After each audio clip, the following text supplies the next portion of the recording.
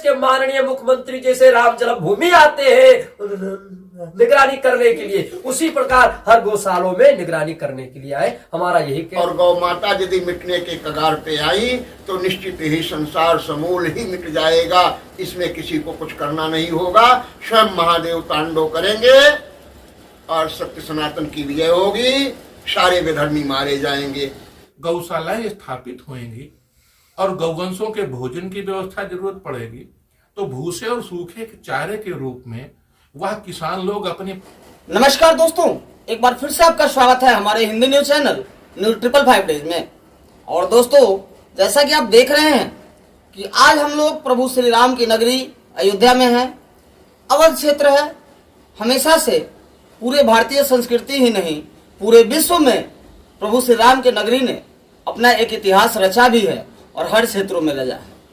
आज आप देख रहे हैं कि अयोध्या की नगरी से बहुत सारे जो चूंकि आज का समय और परिवेश वो आ रहा है कि कोई भी व्यक्ति कहीं से खड़ा होकर हिंदुत्व पर, हिंदू के संतों पर या किसी भी हिंदू परिवेश पर उंगली उठाने में 1 मिनट के लिए नहीं हो सकता है।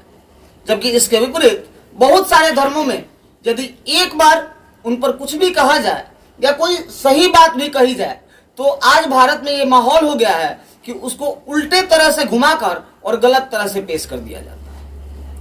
आइए, आज आपके सामने जो आप देख रहे हैं, हमारे बहुत सारे संत महात्मा भी हैं, बहुत सारे धर्मगुरु भी हैं, तो सामने आप देख रहे हैं। सबसे पहले तो हमारे सामने परम पूज्य श्री श्री 1008 श्री बजरंग दास जी महाराज हैं और ये राष्ट्रीय गौ संरक्षक दल के संस्थापक हैं।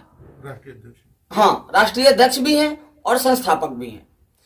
हम लोग आज के समय में, जैसा कि आप देख रहे हैं कि भारतीय संस्कृति में जिन चीजों का महत्व होना चाहिए था, धीरे धीरे हम अपने परिवेश को भी खो रहे हैं और उन महत्वता को भी खोते जा रहे हैं। और उसी में सबसे ऊपर स्थान अगर देखा जाए तो हम रख सकते हैं अपने भारतीय संस्कृति की धरोहर और पूज्य कही जाने वाली, हिंदुओं के घर में माता की संज्ञा पाने वाली गौ माता का। वो कौन लोग हैं जो आज हमारी माता को कहीं ना कहीं हानि पहुंचा रहे हैं या फिर उनको कहीं ना कहीं अलग तरह के षड्यंत्रों में ला करके और उनको कष्ट देने का प्रयास कर रहे हैं। आइए, हमारे सामने श्री श्री 1008 महाराज जी हैं और इनसे हम सबसे पहले बात करते हैं कि सबसे पहले महाराज जी, आपसे एक प्रश्न है कि पहले आप भारतीय संस्कृति में गौ का जो महत्व है इसके बारे में एक बार लोगों को बताएं कि आखिर ये जो हम लोग गाय को हम लोग इज्जत देते हैं तो क्यों देते हैं। ये सारे धर्मों और सारे अनुयायी सब लोगों को जानना चाहिए कि आखिर इसके पीछे क्या रहस्य है कि हम लोग गाय को माता के बराबर मानते हैं। जय गौ माता, भारत माता की जय। हम आप सबों को यह अवगत कराना चाहते हैं कि हमारी गौ माता प्रथम तो देव माता है। जब हमारे यहाँ देवासुर संग्राम हुआ जिसमें समुद्र मंथन हुआ, समुद्र मंथन से 14 रत्न उत्पन्न हुए, सभी देवता दानव मिलकर आपस में बांट लिए। चलो, अच्छी बात है, कथा बड़ी लंबी है, बड़ी रोचक है, तो हम लंबी कथा में न पढ़ करके थोड़े में ही समझना चाहते हैं और समझाना चाहते हैं कि उस समुद्र मंथन में 14 रत्न उत्पन्न हुए। 14 रत्न में हमारी 5 गौ माताएं उत्पन्न हुई, नंदा, सुभद्रा, नंदा, भद्रा और सुभद्रा, बहुला और सुरभि। ये 5 गौएं उत्पन्न हुई जो कामधेनु के नाम से जानी जाती है। जब गौएं उत्पन्न हुई तो इन गौओं को तो न राक्षस रखे और न देवता लिए। जब देवता और राक्षस दोनों इनको रखने से इनकार कर गए तो ये 5 गौएं हमारे ऋषियों को गईं। असित, गौतम, वशिष्ठ इत्यादि हमारे यहाँ 5 ऋषियों को ये चली गईं गौएं। समयानुकूल देव दानव आपस में लड़ गए और देवताओं को कहीं छुपने की जगह न मिली। देवराज इंद्र भी परास्त हुए, राक्षसों के द्वारा भाग करके छुपे। छुपने के लिए खो कंदराओं में सभी देवता छुप गए। देवराज इंद्र घबराए हुए थे, ब्रह्मा जी के पास गए। ब्रह्मा जी ने कहा, जाओ, जिस गौओं को लेने से इनकार किए हो उन गौ माता की शरण में जाओ, वही तुमको शरण दे सकती है। देवता लोग सभी एकत्रित होकर के गौ माता की शरण में गए। गौ माता ने सभी को अपना पुत्र मान करके अपने शरीर में ही सबों को स्थान प्रदान कर दिया। उस समय लक्ष्मी को गोबर में स्थान दे दिया, गंगा जी को मूत्र में स्थान दे दिया, यम को सिंह में स्थान दे दिया। चारों पदार्थ अर्थात धर्म अर्थ काम मोक्ष चारों खुराइयों में, चारों पैरों में स्थान दे दिया। सभी अंग प्रत्यंग पर सभी देवताओं का निवास हो गया। देवताओं की खोज में सारे असुर संसार में भटकते रहे, खोजने में लगे रहे कि कहीं भी देवता मिल जाए तो उनका वध कर दिया जाए। उस समय तबकासुर नाम का राक्षस उग्र रूप को धारण कर चुका था और सभी देवताओं पर हावी हो चुका था। उस समय देवलोक खाली हो चुका था। वो कहीं देवताओं को न पा सका तो जाकर के अपने गुरु शुक्राचार्य से पूछने लगा, गुरुदेव कहाँ गए देवता जो लुप्त हुए दिखाई नहीं देते, लुप्त हो चुके हैं, वो कहाँ पे हैं? आप तो ध्यान लगा कर देख करके बता ही सकते हैं। संयोग से दिव्य दृष्टि के द्वारा शुक्राचार्य जी ने अवगत कराया तबकासुर को कि जिन गौवे जो निकली थी समुद्र मंथन में, जिसे देवता और दानव दोनों लेने से इनकार कर दिए थे, वो ऋषियों के यहाँ आश्रम में हैं और उन्हीं गौओं के शरीर में सभी देवता स्थान प्राप्त कर चुके हैं, उन्हीं गौओं के भीतर छुप चुके हैं। तबकासुर राक्षस गौओं को मारने के लिए उद्यत हुआ और यह दृश्य भूत भावन भोलेनाथ हमारे भोले बाबा देख रहे थे। उन्होंने हनुमान जी को बुलाया और कहा, हे मारुत नंदन, जाओ और गौ माता की रक्षा करो, अन्यथा गौ माता के समाप्त होते ही समस्त देवताओं का विनाश हो जाएगा, इसलिए गौ माता की रक्षा करो। तो प्रथम गौ रक्षक बनकर के श्री हनुमान जी महाराज उस समय उद्यत हुए, खड़े हुए और गौ माता की रक्षा किया, तबकासुर राक्षस का वध किया। आज बड़ी सुंदर कथा आपने पूछा, वही हनुमान जी का स्थान है जहाँ पे हनुमान जी को भगवान राम ने राज्याभिषेक किया। आज हनुमान जी के ही राज्य में, हनुमान जी के दरबार में रह कर करके ये मुझे एक प्रेरणा मिली कि हे हनुमान जी के भक्त, तुम गौओं के लिए कुछ करो, अन्यथा गौओं के समाप्त होते ही यह पृथ्वी रसातल को चली जाएगी, पृथ्वी बचेगी नहीं। तो मैं तो यह कहता हूं कि हमारे यहाँ व्यास प्रोद्धा कर क्या नहीं सकते। जिस समय हिरण्याकश्यप हिरण्याक्ष प्रबल हो रहा था तो हमारे व्यास प्रोद्धा के ही देन है कि हिरण्याकश्यप के ही घर में भक्त प्रहलाद हिरण्याकश्यप का द्रोही उत्पन्न हो गया और हिरण्याकश्यप भक्त प्रहलाद के द्वारा भगवान का स्मरण किया गया, हिरण्याकश्यप का भगवान ने वध किया। तो व्यास प्रोद्धा कर क्या नहीं सकते। इसलिए मैं उन गौ माता के हत्यारों को यह अवगत कराना चाहूंगा, यह उनको सूचित करना चाहूंगा कि हमारे सनातन धर्म पर उंगली उठाने वाले सावधान हो जाएं। हमारे सनातन धर्मी जो वसुदेव कुटुंबकम की धारणा लेकर के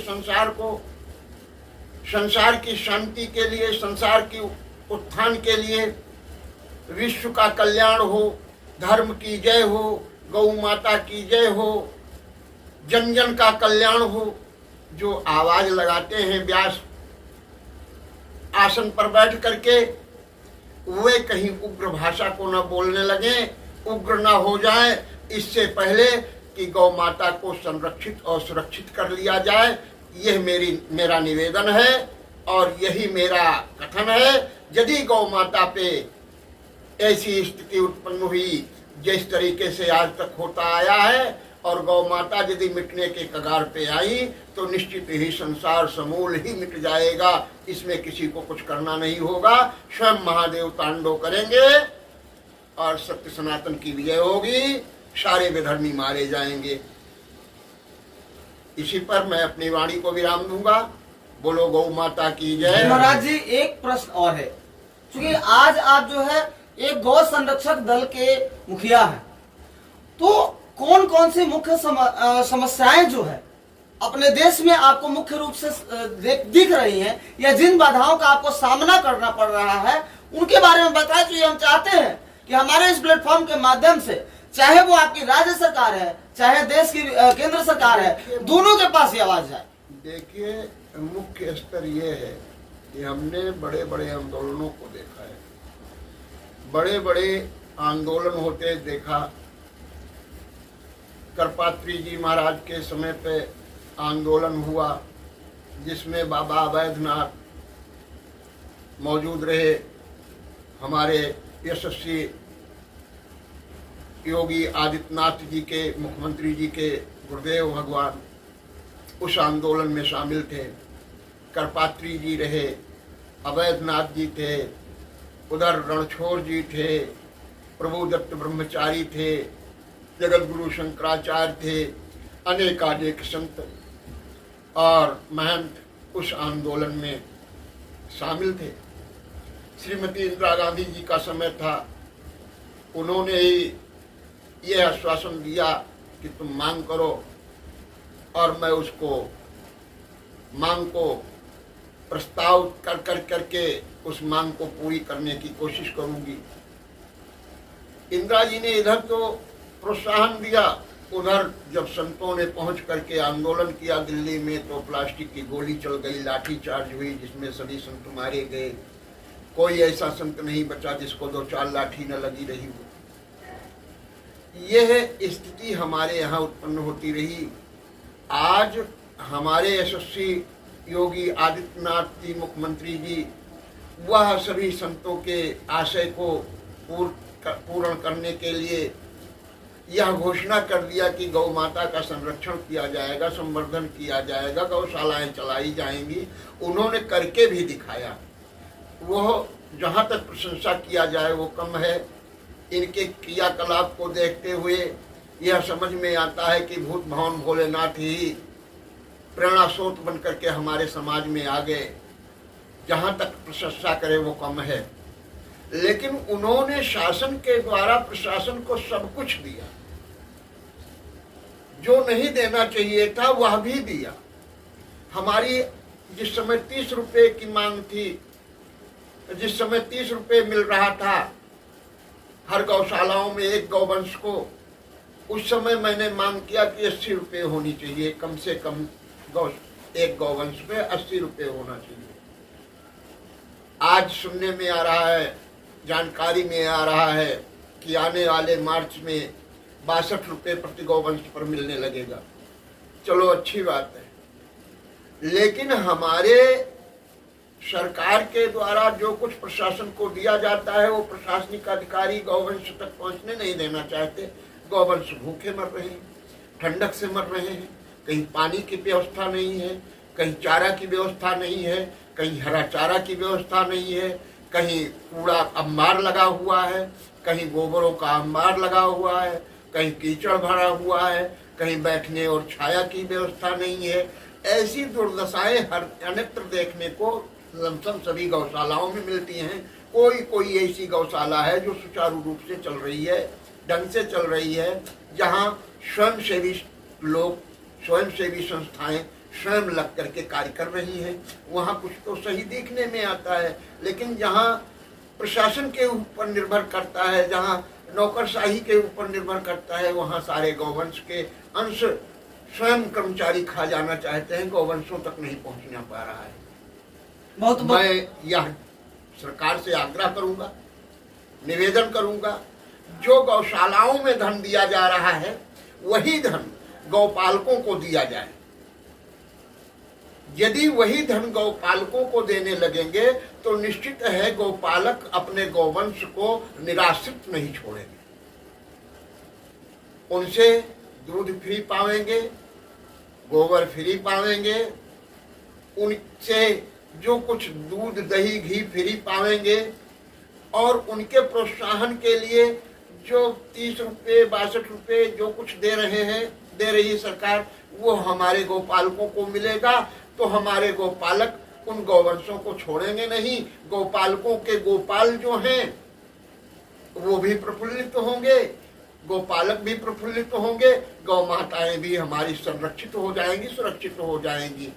गौशालाओं में रखने के लिए नंदी को रखा जाए, जिससे नंदी की भी सुरक्षा होती रहे और गौपालकों की भी सुरक्षा होती रहे, गौवंशों की भी सुरक्षा होती रहे। यह मेरा निवेदन है, करबद्ध प्रार्थना है सरकार से कि इसे गौपालकों तक यह व्यवस्था पहुंचाई जाए और जन जन तक जागरूक किया जाए। गौपालकों के पास जितनी गौएं हैं उनको टैग लगा दिया जाए, गौपालकों के आधार कार्ड से उनको चिन्हित कर दिया जाए, अंकित कर दिया जाए। वो गोपालक अपने गौवंश को छोड़ न पावे। यदि सीधे उनके आधार कार्ड से लिंक हो जाएगा, पैसा उनके खाते में पहुंचने लगेगा, तो कोई गोपालक अपने गौवंश को निराश्रित नहीं छोड़ेगा, गौवंश की सुरक्षा होती रहेगी। जैसा कि आपने देखा अभी जो महाराज जी हैं, इन्होंने कितनी अच्छी बातें बताई और गौ माता के उत्थान से लेकर के और जहां उनको हानि हो रही है वो बातें भी भली भांति महाराज जी ने रखी। साथ में इन्होंने योगी आदित्यनाथ से भी कुछ महत्वपूर्ण मांगे रखी है और हमको लगता है कि जिस तरह से योगी आदित्यनाथ जी हमेशा से जो गौ सेवा के प्रति सजग रहते हैं, हमें लगता है कि उत्तर प्रदेश के इस धरती पर, प्रभु राम की इस धरती पर योगी आदित्यनाथ जी हमेशा ही गौपालक जो हैं उनके बातों को भी सुनेंगे और गौ माता के सुविधा का ध्यान तो उन्होंने पहले भी रखा है। लेकिन हमें लगता है कि जो मूलभूत समस्याएं हैं, जो नीचे के लेवल से है, जो अभी तक ऊपर नहीं पहुंच पाई है, ये आवाज पहुंचाने का न्यूज़ 555 डेज ने एक बार आपके पास प्रयास किया है। अब देखिए हमारे साथ उस इतिहास में जो गौरवशाली सनातन धर्म की व्यवस्था थी, उसको विदेशी आक्रांताओं ने तोड़ मरोड़ के रख दिया और उसका जो वास्तविक स्वरूप हमारी पीढ़ी के सामने आना चाहिए था वो नहीं लाया गया। देखिए, मैं पुरानी बात कहना चाहता हूँ। भगवान राम की नगरी में बैठा हुआ हूँ, तो परिचर्चा में भगवान श्री राम न हो तो ये बात सही नहीं है। भगवान श्री राम के राज्य के बाद में इस विक्रम संवत की शुरुआत देने वाले और भगवान भोलेनाथ के अवतार महाराज गोरखनाथ जी के शिष्य विक्रमादित्य जी महाराज जो थे, उनका राज्यकाल और उनकी न्याय व्यवस्था मनुष्यों के लिए ही नहीं, देवताओं के लिए भी आदरणीय और वंदनीय रही। हमारे धर्मशास्त्र और जो पौराणिक ग्रंथ हैं वो इस बात की सहमति, सम्मति और प्रमाण दोनों प्रदान करते हैं। महाराज विक्रमादित्य के राज्य में गौ माताएं, ब्राह्मण, गुरुकुल, ये सभी बड़े ही सम्मान और बड़े ही आदर भाव से देखे जाते थे। हमारा देश उस समय चाहे वो व्यापार का क्षेत्र रहा हो, चाहे सेना का क्षेत्र रहा हो, चाहे विद्या का क्षेत्र रहा हो, हर व्यवस्था में संसार के लिए प्रेरणा का स्रोत रहा, अनुकरणीय रहा। इतिहास इस बात का गवाह है कि भारत को सोने की चिड़िया की जो उपाधि मिली हुई थी, अर्थात हम हर प्रकार से संपन्न, संप्रभु, स्वस्थ, व्यवस्थित, सुदृढ़ थे, वो महाराज विक्रमादित्य के राज्यकाल में ही हुआ और महंतम योगी भगवान भोलेनाथ के अवतार स्वामी गोरखनाथ जी के आशीर्वाद से।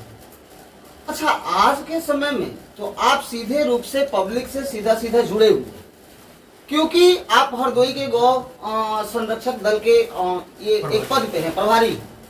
तो और मैं देखता हूँ आए दिनों टीवी के माध्यम से भी दिखता है कि आपके एरिया में गौ तस्करी की समस्या ज्यादा पाई जाती है, कम नहीं पाई जाती है। ट्रकों से कितनी बार ट्रकें पकड़ी गई हैं? अगर मैंने एक बार न्यूज में भी देखा, ट्रेंड कर रहा था कि बहुत सारे लोग, दो नौयुवक थे, उन्होंने अपने वाहन से उसको और पीछे करके उस ट्रक को पकड़ा था एक बार। तो मैं ये पूछना चाहता हूं कि कौन कौन सी मूलभूत समस्याएं आप जमीनी स्तर पे महसूस कर रहे हैं?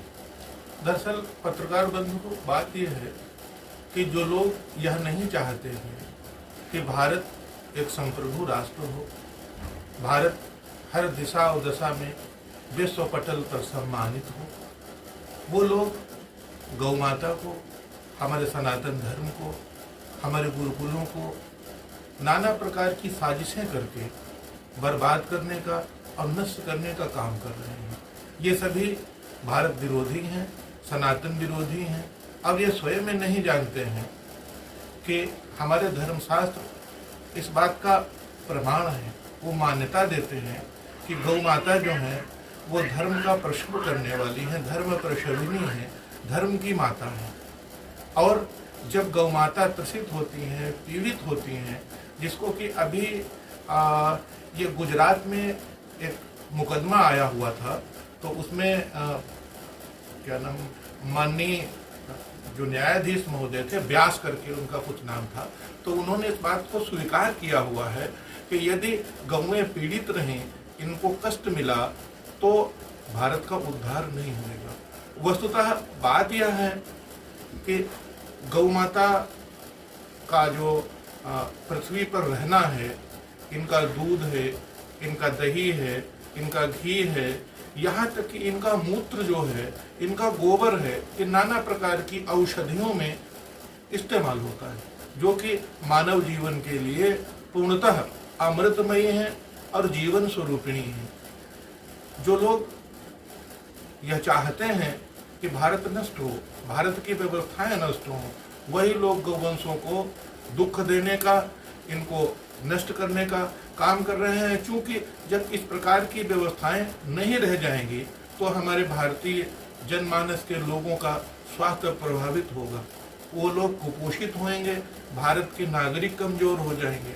आपके इस चैनल के माध्यम से मैं युवा लोगों से इस बात को कहना चाहता हूं कि वो अपने प्राचीन गौरवशाली उस इतिहास को जानने और समझने का काम करें, जहां पर लोग वृक्षों की छांव में रह करके उस प्रकार का ज्ञान प्राप्त करते थे जो श्रेष्ठ विश्वविद्यालयों में नहीं मिलता था, ऐसी कॉलेज में नहीं मिलता था। स्वामी विवेकानंद जी किसी ऐसी कॉलेज में नहीं पढ़े, और उन्होंने जिस समय शिकागो में संसार भर के धर्मगुरु जमा थे, वहां पर उन्होंने भारतीय संस्कृति को स्थापित किया, लोग उनके शिष्य हुए, लोग उनको मानने वाले हुए। और जब क्योंकि भारतीय संस्कृति जो सनातन धर्म है, ये सभी को अपना परिवार मानता है जी। गोस्वामी बाबा ने बड़ा स्पष्ट कहा हुआ है, सिया आराम मैं सब जग जानी, करो प्रणाम जोर जुपानी। हमारा कोई पराया नहीं है, सभी हमारे अपने हैं, ऐसा माना जाता है, ऐसी हम लोगों की मान्यता है। लेकिन ये कुछ लोग हैं ऐसे जो इस प्रकार की व्यवस्था कर रहे हैं, और वास्तव में इन सभी का, जो सनातन धर्म को नहीं मानने वाले हैं, गौ माता का सम्मान नहीं करते हैं, गौ माता को कष्ट देना चाहते हैं, गौ तस्करी करते हैं, गौघात करते हैं, इन सभी का सर्वनाश एक स्थिति में निश्चित सुनिश्चित है, इसमें कोई दो राय वाली बात नहीं है। हाँ, यदि बात कही जाए मौजूदा सरकार, तो मौजूदा सरकार उसके जो किए हो रहा है, राज्य नियम बनाता है, और उन नियमों का, उन कानूनों का, उन प्रावधानों का अनुपालन करना हम नागरिकों का भी कर्तव्य बनता है। आपके इस चैनल के माध्यम से मैं